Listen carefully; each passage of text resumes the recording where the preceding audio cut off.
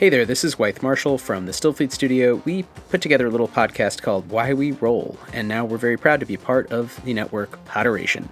So if you're listening to one of Podderation's other great shows, and you're interested in TTRPGs specifically, that's tabletop role-playing games, you might be interested in our show. Why We Roll is all about how you make TTRPGs, what makes them fun, different kinds of stories you can tell with TTRPGs, and even the business, so the practical advice side. So if any of that sounds appealing, whether you're a GM, you want to design your homebrew game, or you're interested in getting in the industry, why don't you head over to Why We Roll, check us out. We really, really appreciate it, and keep making awesome stuff. Hey, Bandit, me and Fred's got a question. What do you and Fred want? How come we doing this? Well, why not? Well, they said it couldn't be done. Well, that's the reason, son. 3 movies that have changed your life. How long have you been a robber? 4'1". Good Lord. Jolly good. 4'1". Yes. Well, that is a long time. 3 movies that have changed your life. John, I want this material burned. All of it. Welcome to another Britflix.com podcast. 3 movies that have changed your life. Welcome to the show, screenwriter Helen Tompson.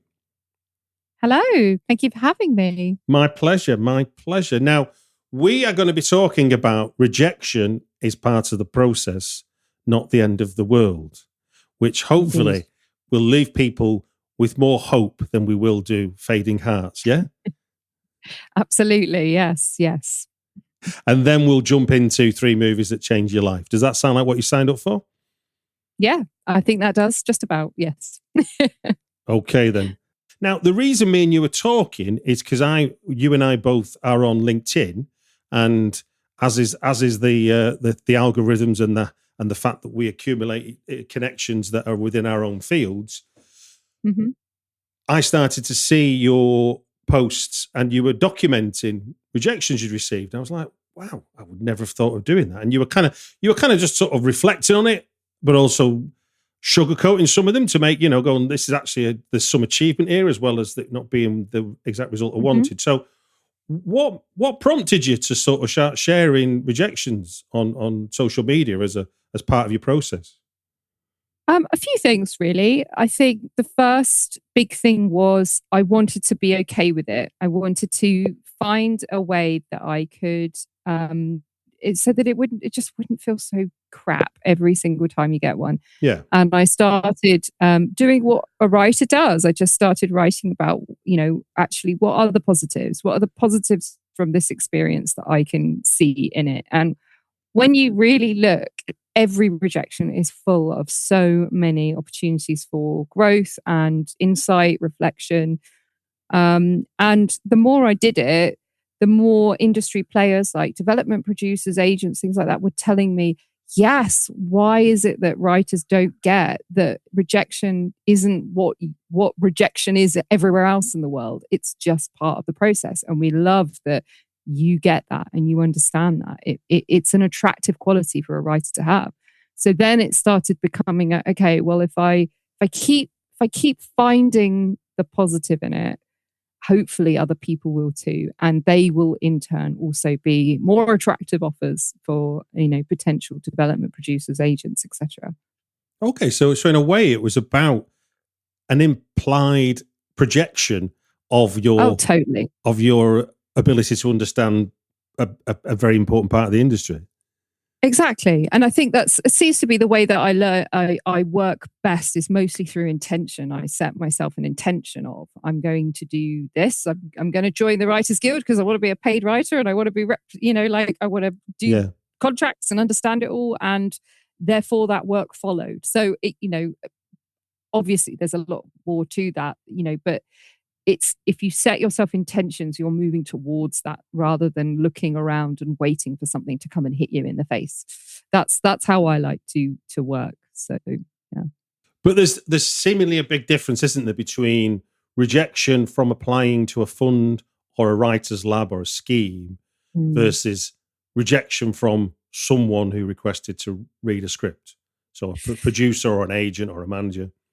Yeah, there is and there isn't. I think when it comes to schemes, competitions, things like that, opportunities where you might get to do some workshops or access training or something like that, the criteria that you're competing with is very rigid. And when it comes to funding, you could research as the best you can into what those funding guidelines are, and try and work towards that, and make sure that what you want to achieve and what you're presenting fits what they are looking for as best you can.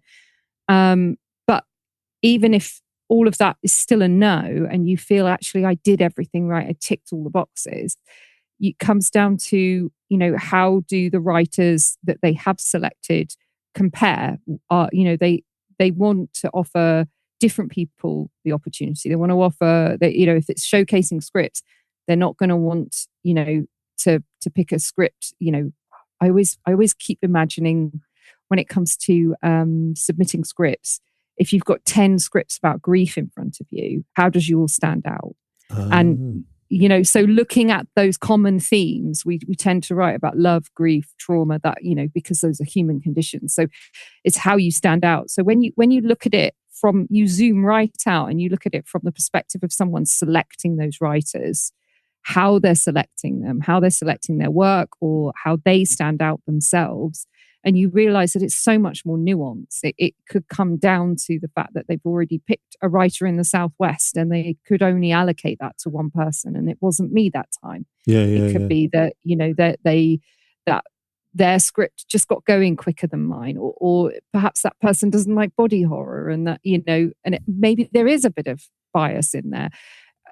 So there are so many variables outside of our control that we can't adopt them all and say, I did something wrong, I failed. If you're submitting something and you know that it's the right opportunity for you, for your script, for where you are right now in the industry, you've done all you can. So the rest is over to them. And there's too many variables to imagine why they didn't select your script, unless they give you direct feedback. And most places don't. So it's very difficult to guess that.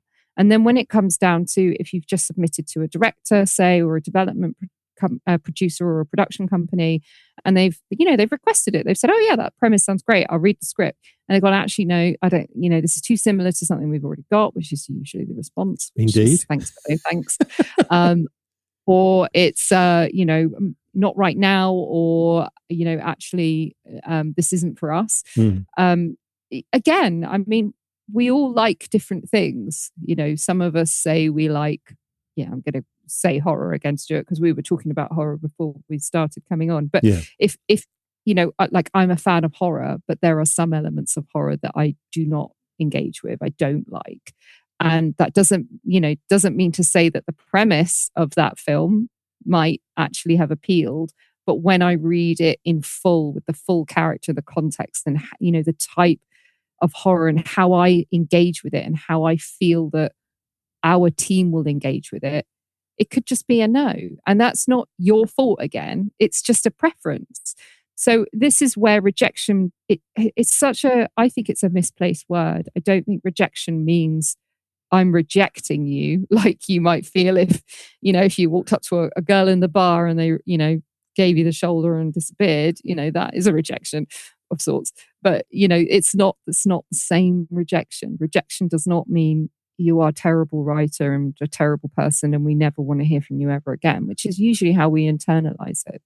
Indeed, yeah. So that's a lovely segue into this idea of, it's not about me, why it's important to separate ourselves from our work. I mean, just as a for instance, I could tell you that I got into the European Genre Forum, which is a lab that ends in Tallinn, on the third attempt of the third year of applying. I didn't apply 3 years running, but it was 3 attempts to get on it. And I couldn't tell you why the first one, second one didn't, and why the third one did. Whereas I did the OWL, and that was like one application, got on it. It's like, so for the life of me, and to be honest with you, the script that I applied with wasn't something that I was necessarily hot on, but I thought it fitted with what they were asking, and it turned out to give me some good fortune, relatively speaking.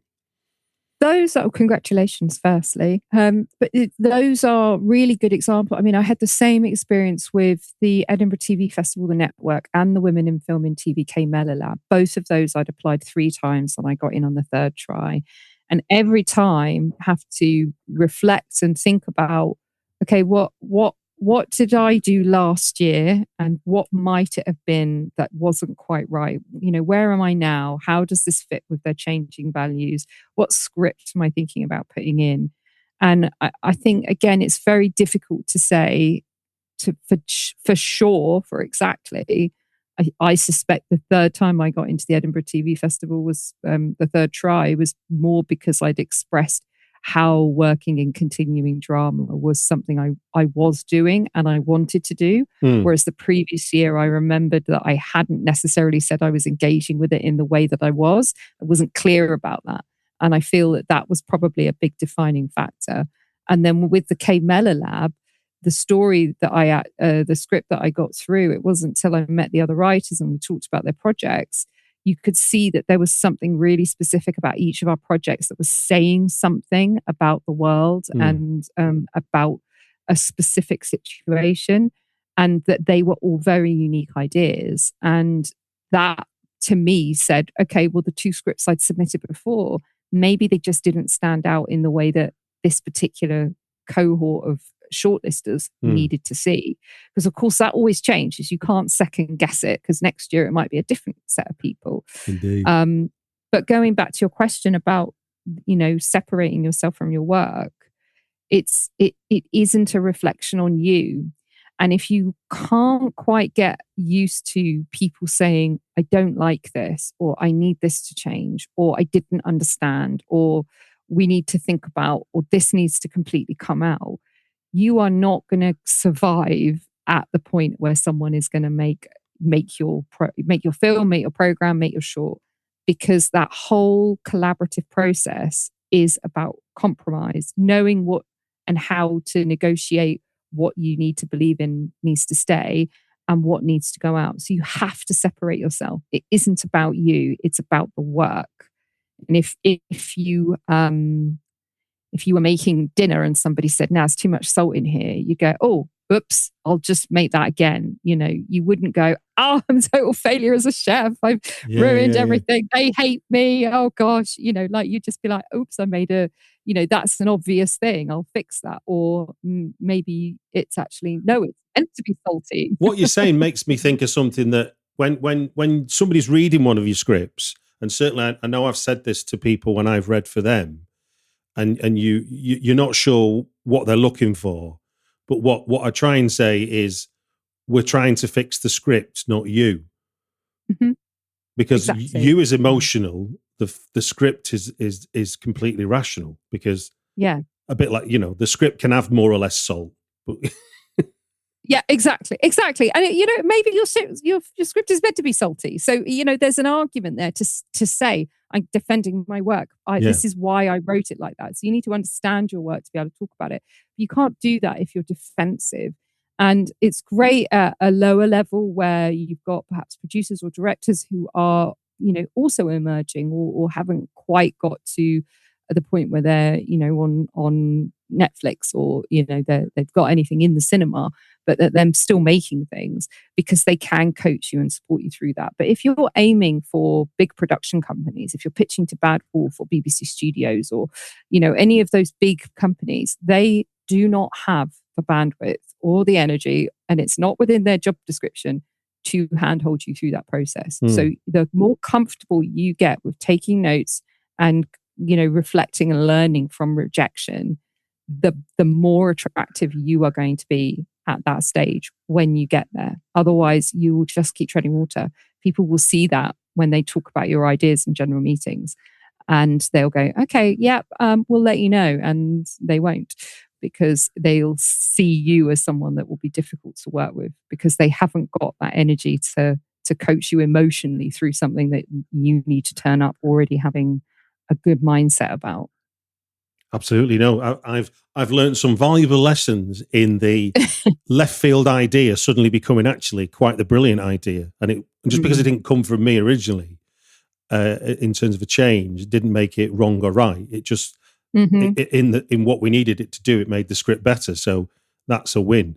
And you've kind of got to be open. Originally, I mean, obviously, Poker Face didn't tell anybody that's how I felt, because that's the internal voice going, "Jesus, really?" But Yeah. but actually, when you go away and do the work and find out, there's something to discover, hopefully, and also prove, like you say, that you can be somebody can work with you, as opposed to you're going to stand your ground and be stubborn on every single bump in the road. Exactly. And I separate myself by saying my screenwriting is my business. So the product is my script, and the producers, development producers, directors, etc., they're my clients. So if they come back and say this isn't quite right, I go, okay, right, well, let's change that. There's no problem.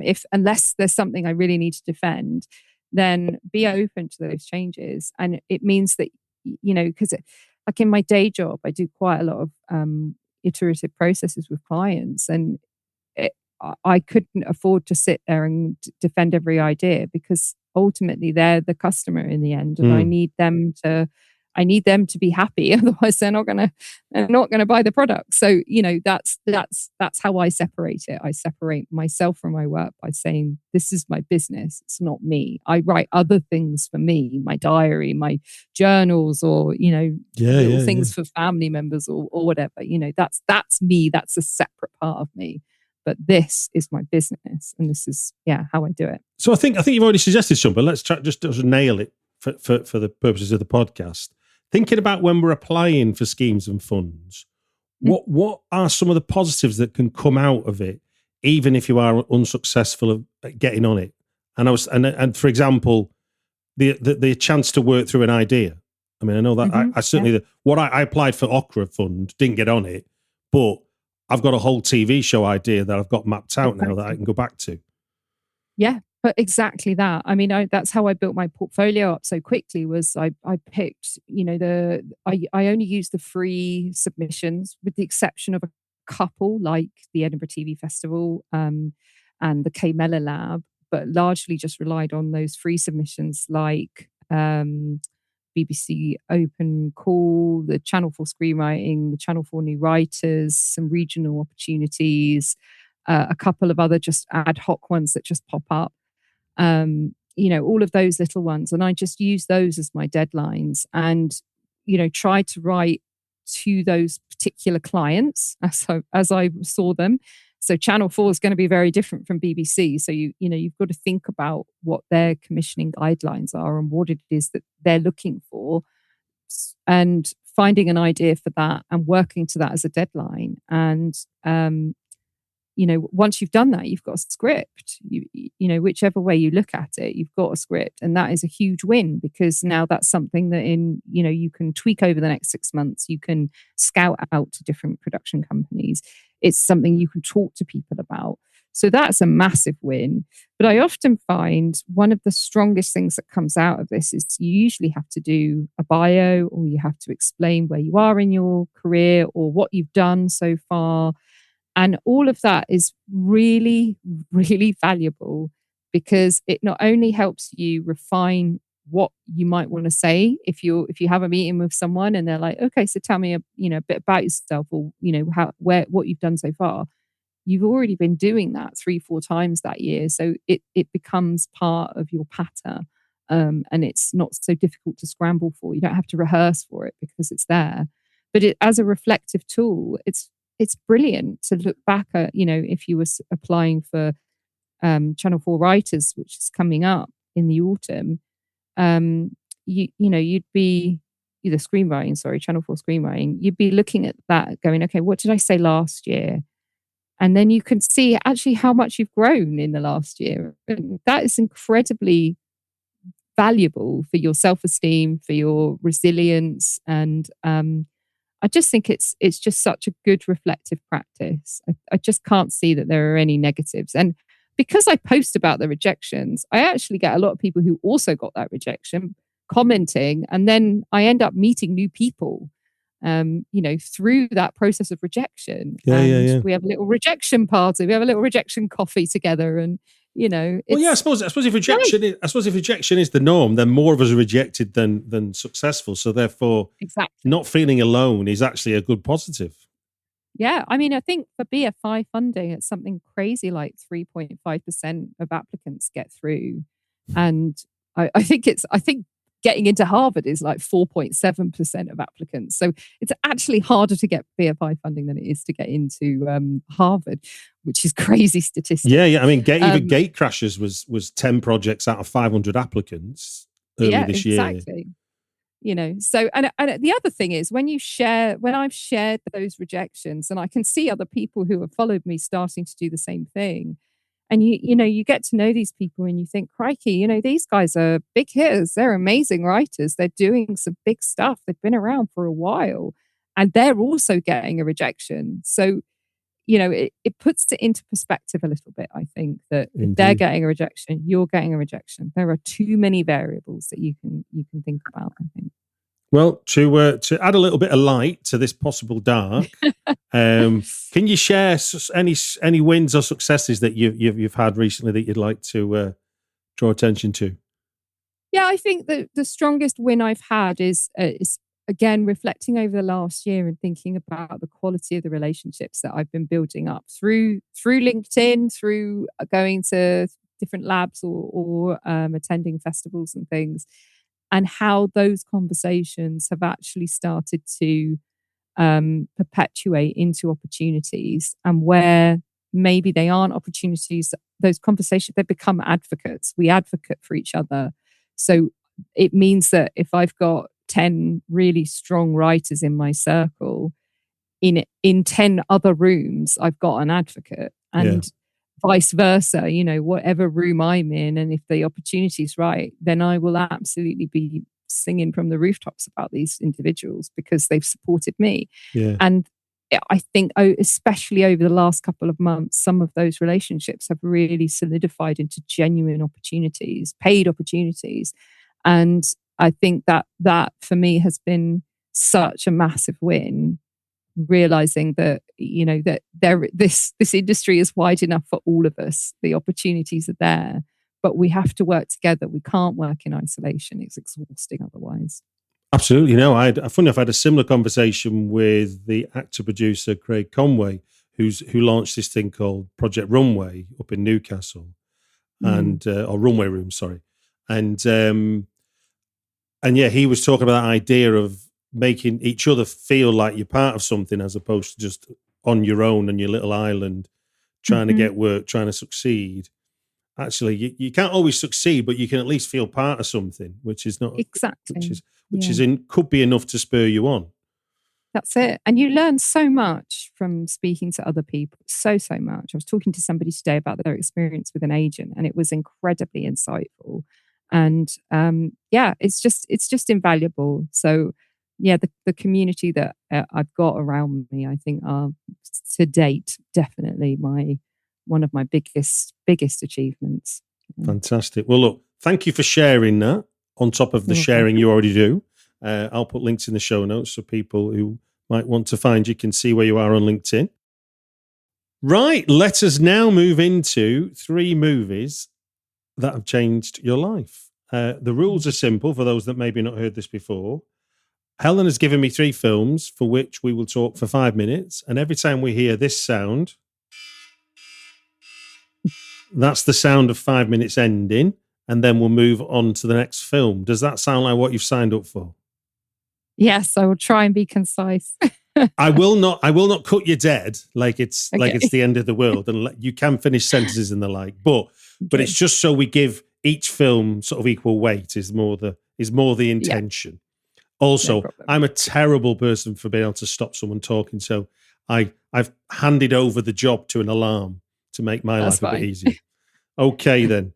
First up, we've got Nora Ephron's very 1998 specific rom-com, You've Got Mail, starring Meg Ryan and Tom Hanks, who fall in love in a time when anonymity on the web wasn't the creepy troll fest it's become today. Fun facts, Nora Ephron arranged for Meg Ryan and Heather Burns to work in a real bookstore in preparation for their roles prior to filming. The store were Books of Wonder in Manhattan. And I couldn't believe this, all the emails that were exchanged in the film were put on the movie's website and were kept active by the studio until 2018. So they were up for 20 years.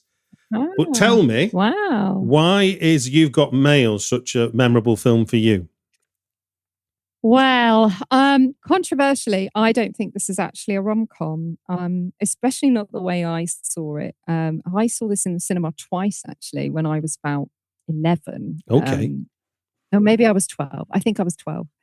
Or was I 13? I can't remember. Anyway, I remember going to cinema and seeing it twice.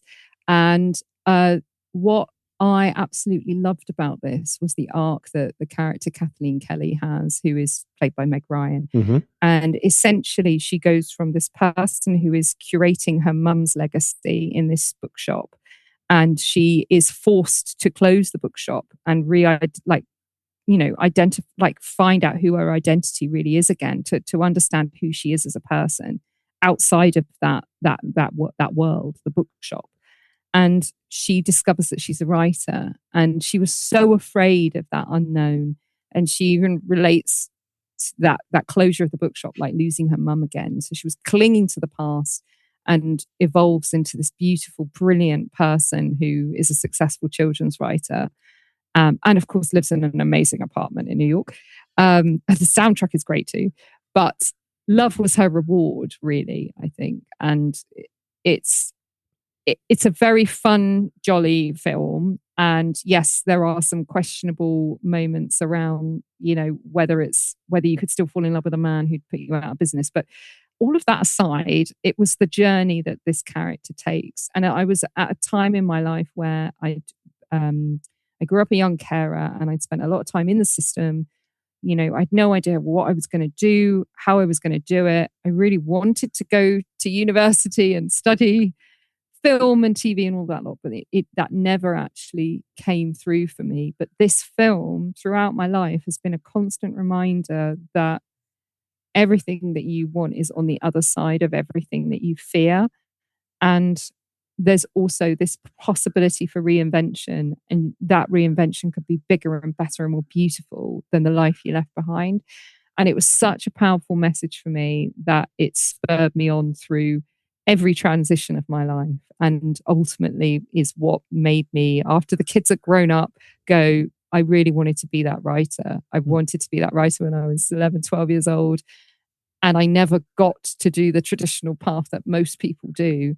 So, God damn it, that's what I'm going to do. And that is what I've done. And it's certainly not been easy, but then nothing that you actually ever love really is. So it was just such a powerful reminder to me that I could be whoever I wanted in whatever capacity at any time. I just had to want it enough and to try. So yeah, that I was less than 5 minutes, but yeah, that's pretty much it. That's why it changed my life, and still does. I still love watching it. It's what is it about the human condition that overall this, the history of us ever, and certainly if you take the last 300 years of post-industrial revolution, the fear of change is the thing that we know it. We can point at it, but it still becomes the sticking point for so many people going the other side. I mean, I know in terms of, I'm someone, I chose to be a screenwriter, in my late 30s. I didn't go to film school. And do you think part of that 11, 12-year-old that went, I'd like to be a writer, versus when you got to decide you were going to be, was that to do with the lack of other writers or whatever's around you at the time when you were growing up, once you began to see the world? Yeah. I'd spent a huge amount of time before that, since before I could remember, really, listening to stories. You used to get those little cassette tapes in magazines and stuff, listening to stories, rewatching movies. Like, it was reading books. I used to make books. It was...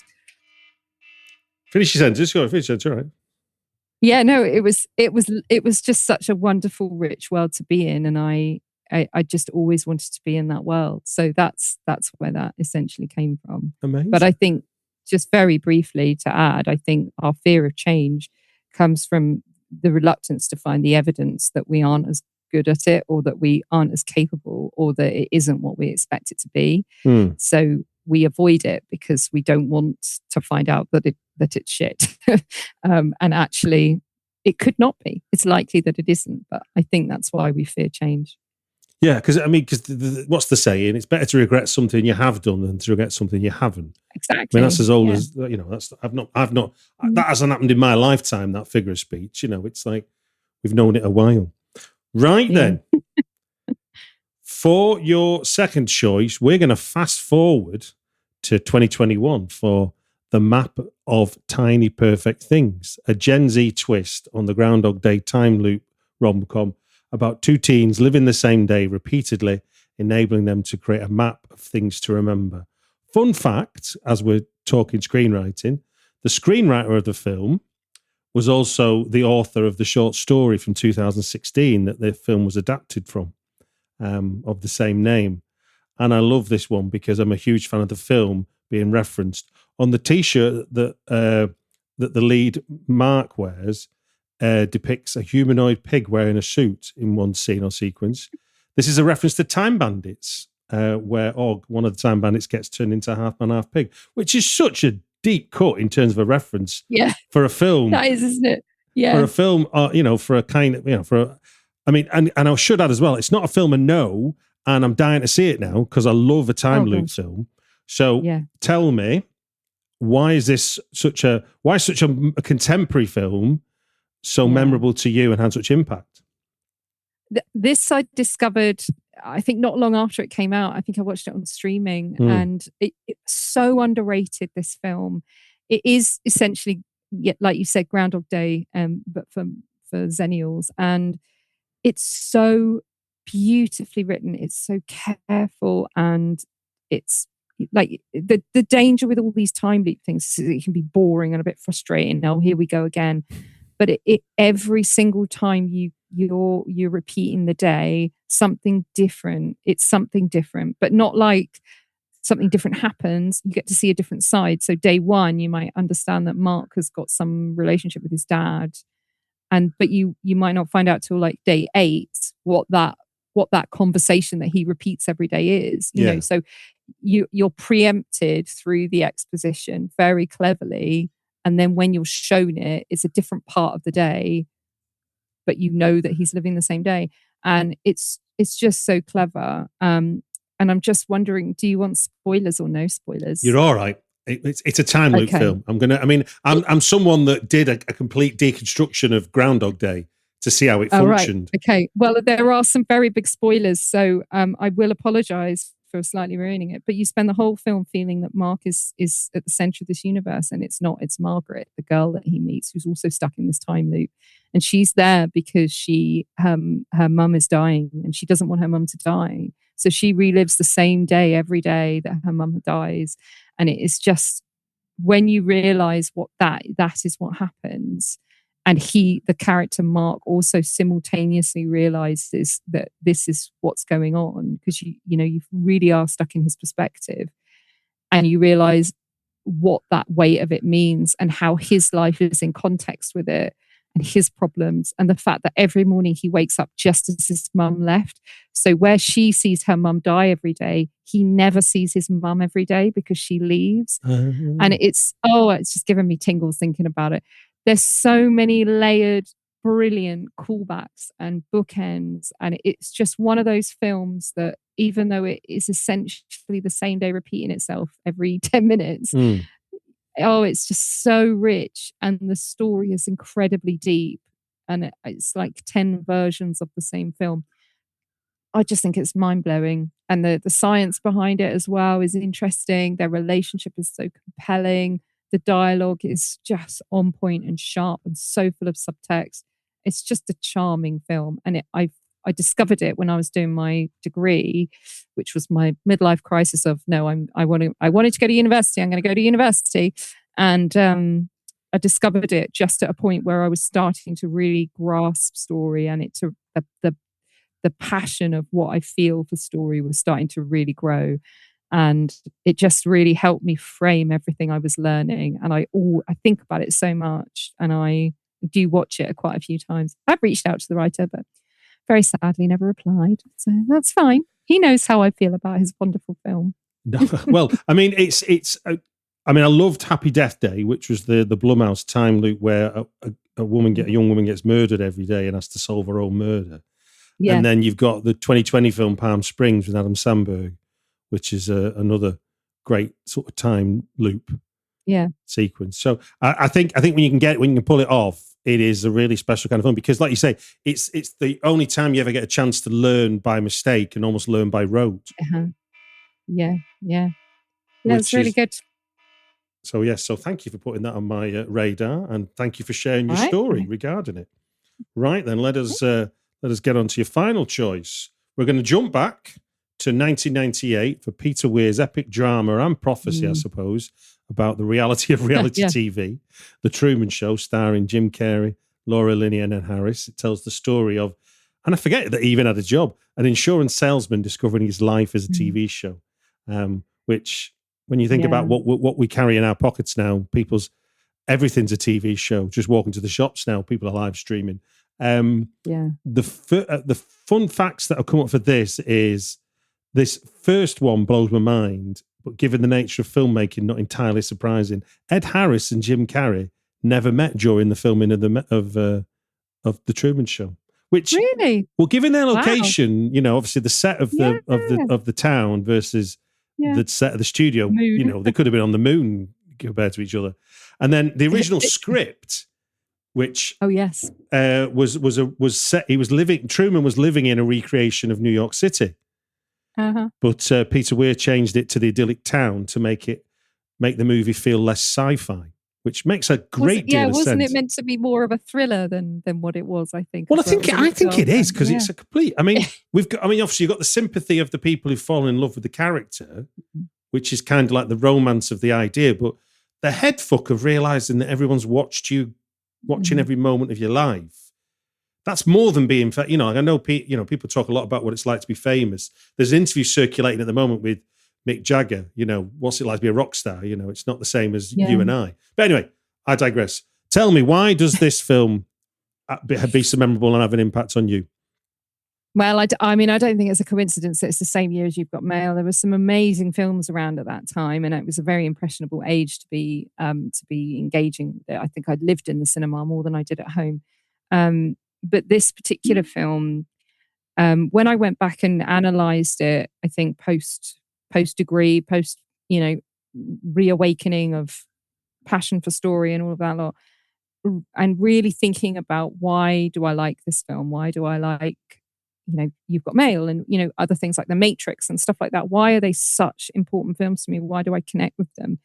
And the underlying core structure of it is the allegory of the cave, which I encourage you to go away and Google. But it's essentially, if you lived in a cave and were fed a narrative like Truman is, and you're pulled out of the cave and you're shown what the real world is, would you choose ignorance and go back to the cave?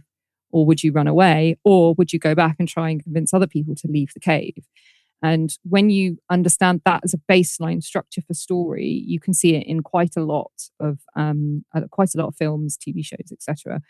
And I think this idea of, you live in an ignorance, you're afraid, you don't want to believe anything outside of your norm.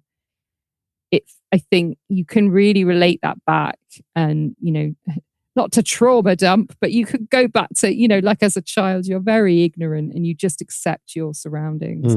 So again, discovering the agency of, you can do anything, you can go away and discover a whole new world if only you're brave enough to leave it. And the moment that Truman is sailing and he's so free of, everything, he's just drifting, and he's doing the thing that he loves, that he's disconnected from, and careers into that wall. And oh my gosh, that scene where he just is pummeling the wall with his fists, and he's denting the concrete, and and then when you realize that there's actually these stairs there that just have exit, and it's just such a brilliant, no words are needed at all. It sums up so much. That whole film is just summed up in those 5 minutes, and it's such a beautiful moment. And again, I think that's the kind of storytelling that's bled into my work. I like my characters to have this realization of, there's something on the other side, but I also like my audience to have that as well. I like to show them a flip side to an antagonist. I like to challenge their perception and stereotypes. I like to provoke them into thinking, oh, I didn't realize that, or go away and rethink how they might be assessing a situation or something. So I think it's just a story structure that has just bled through my life and my work. It's in my DNA. I've not heard the cave thing before, and it rings true with sort of a. I'll stop that. Even with people I've had on the podcast, like a guy called Johnny Tull, he said something that always stuck with me, that a particular film he'd watched, he said after seeing the film, he realised the world didn't end at the end of his street just from watching a film, which is kind of a very micro version of what you're talking about, which is, step outside the cave and you might, which is like the idea of just trying something new, isn't it? You could decide to not watch that foreign language movie, or you can decide to watch it. It's not life changing on the surface, but in his instance, it was. Exactly. Yeah. Yeah. I mean, watch the news. Don't watch the news. Watch the news and tell other people to watch the news. I don't know. You can apply it in lots of different ways. It's intrinsic to our human behavior, but putting a name on it and studying it, I think, really helps you understand the behaviors. And when you apply that to your characters and you just think, gosh, that's such an incredible setup, and it's so relatable because we're all in a situation like that right now where we could step out of our ignorance and educate others, or just go forth and explore a brand new world. And I think, it's just such a brilliant story structure, and it was the first time I really noticed it. I think was in that show. Yeah, I think going back to Truman Show, the very fact that it has such an emotional impact. Yet you knew all along what he was going to find something that meant the world didn't go on forever. It was a studio setup. But when it happens, you're still glad for him, as it were. You're overjoyed. That's it. And I love that you're left in it as well. You don't follow him out. You've been an active participant. You've been as bad a viewer as the people who've paid to watch him. What right do you have to leave with him? And I just like that whole film. I could talk for hours on it. Indeed. Well, thank you for sharing that, and thank you for shedding a light on how to sort of, I don't want to accept, but understand rejection better and try and deal with it in a way that is going to help you move forward, as opposed to keep knocking you back. I think that's really helpful. So thank you. And you're welcome. It just gives me to say thank you very much to give us your time on the Britflix podcast.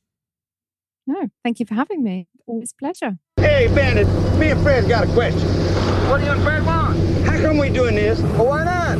Well, they said it couldn't be done. Well, that's the reason, son. 3 movies that have changed your life. How long have you been a robber? 4'1". Good Lord. Jolly good. 4'1". Yes. Well, that is a long time. 3 movies that have changed your life. John, I want this material burned. All of it. Hey there, I'm Hugh from Podderation. If you liked today's episode, why not check out Dice Will Roll, the queerest Pathfinder show on the planet? Join a crew of 4 friends asking you the important questions about RPGs, like, is it cannibalism to eat a polymorph chicken? From getting 4 nat 1s of the roll to standing up to the darkest forces in the multiverse, Dice Will Roll is available wherever you get your podcasts.